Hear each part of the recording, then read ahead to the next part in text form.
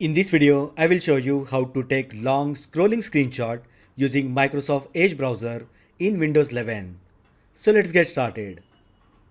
First, open Microsoft Edge browser on your PC. Now open any web page of which you want to take long scrolling screenshot. I have opened Apple website and we will try to take long scrolling screenshot of this website. As you can see, the web page is pretty long. So just click on three horizontal dots on the top bar, which is for settings. Now from the options, click on screenshot. Alternatively, you can use Ctrl, Shift and S combination keys on your keyboard to access screenshot tool. Now here, just click on capture full page. And this will capture the screenshot of the entire web page.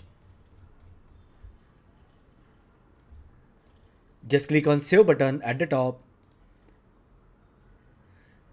and this will save the screenshot in JPEG format.